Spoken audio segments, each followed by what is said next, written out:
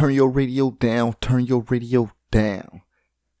Super Smash Adams here, one half of SmashInGillz, and today we coming back with some news. It's been a very eventful week for everybody.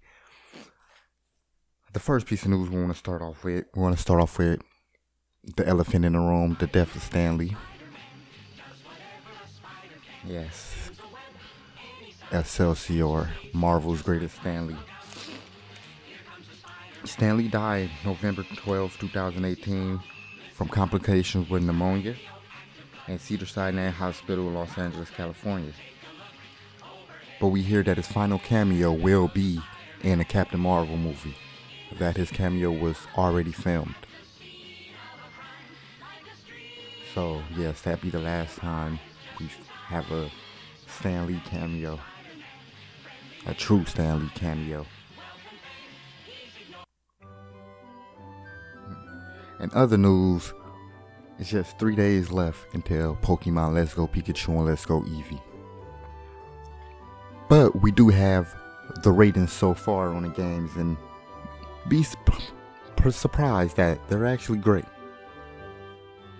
The news where I get it from is I got it from VG247, and the ratings as follows.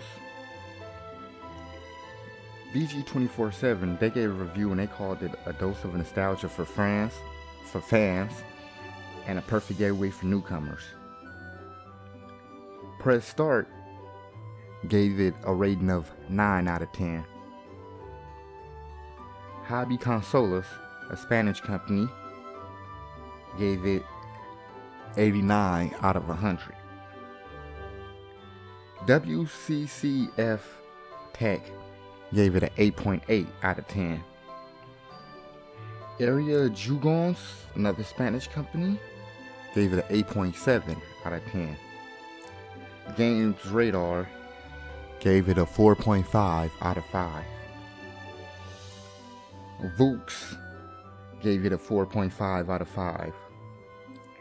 Vandal, another Spanish company, gave it an 8.4 out of 10. IGN has gave it an 8.3 out of 10. The Sixth Axis has given it an 8.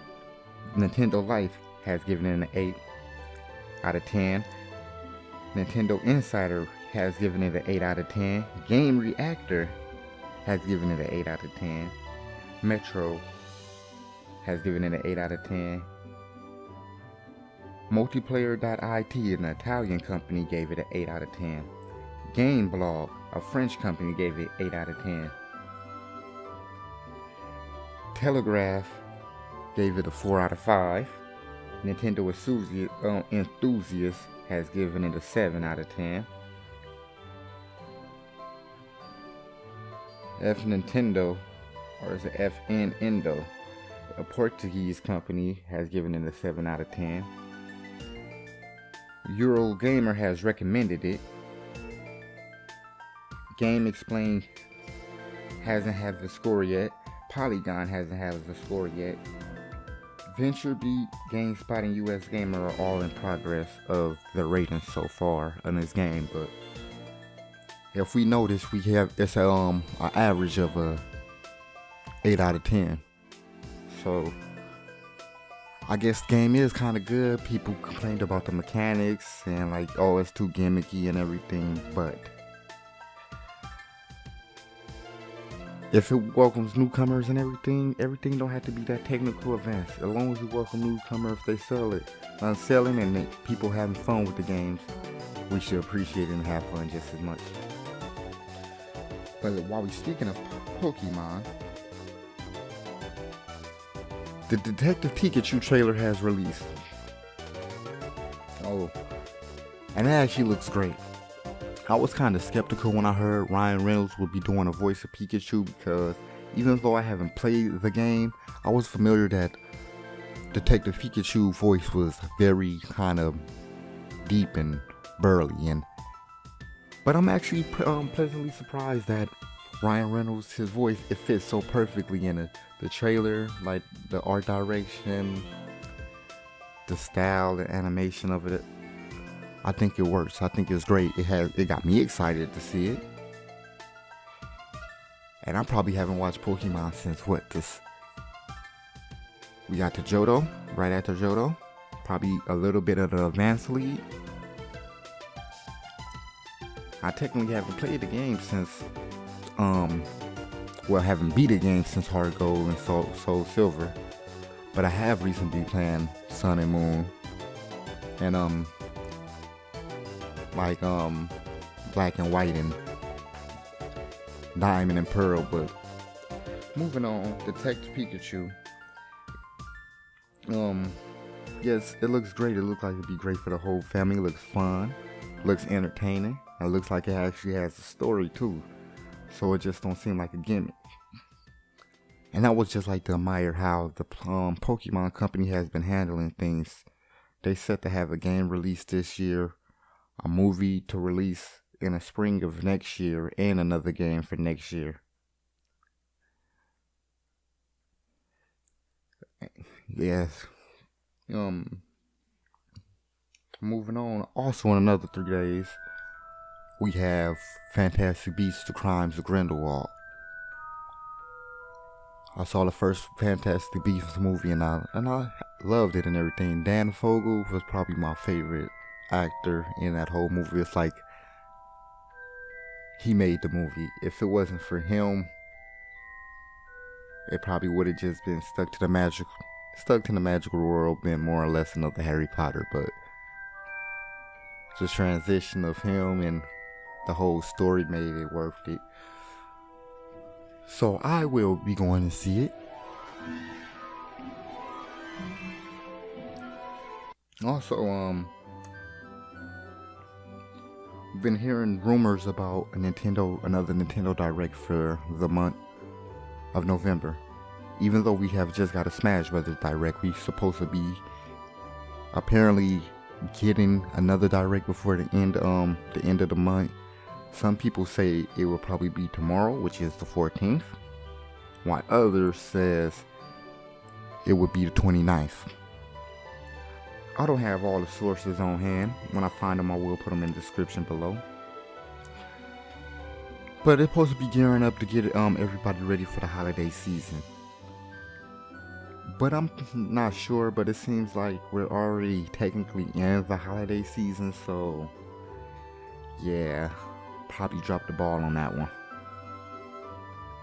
But at the same time, it doesn't mean nothing. But if it is scheduled for the 29th after the facts, because Thanksgiving and everything, you would think they would schedule it sometime before it, for the simple fact that Black Friday will come up and you will probably want a lot of people to pick up Switches right before the holiday season or right during the holiday season. So we will see about that. I kind of doubt it. I think if we don't get another Direct this year, for at least for nothing that pertains to this year, probably pertains to next year, but I feel that we will get that in the month of December, probably right after the Christmas holidays or right before. But that's just my opinion. And I also want to be talking about, is it just me, or has PlayStation been dominating the year of 2018? They released 4 exclusive PlayStation 4 games this year that all sold great. The first being God of War. God of War 4 remake, or God of War, what you want to call it, was one of the first ones to release for this year that was most anticipated. And then right after that, they released Detroit Become Human, which is also another great seller. Then we took a break for a couple months right before they released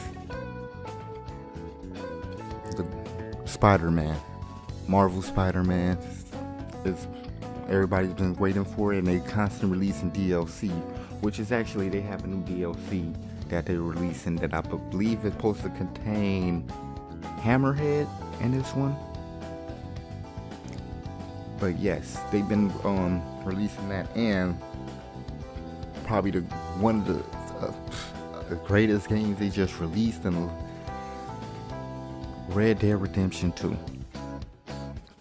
I still technically haven't played it, but I hear so much great things about it. That's 4 blockbuster games in 1 year. Kind of make you excited, like what will they dominating this year? Will they be dominating 2019 too? Considering we have at least 2 games that 2 or 3 games I know that releases next year. We have Kingdom Hearts 3 releases January 29th, 2019. But I believe we also have things like the Ghost of Tsushima releasing next year too. Don't quote me on that. I'm not sure about that one, but we will see. But other than that, PlayStation has been dominating the year of 2018. I used to think it was probably some kind of things you had to think first when doing marketing, like, oh, you want to release 5 AAA games within a month of each other and everything, but they spread it out, everything else out great. But Red Dead and Spider-Man basically released back to back from each other, and both are great. Well, that's all I have for the news today. We'll probably be back later with some more news. But until next time, Super Smash Adams here. Subscribe, like, comment, SmashInGillz. Until next time.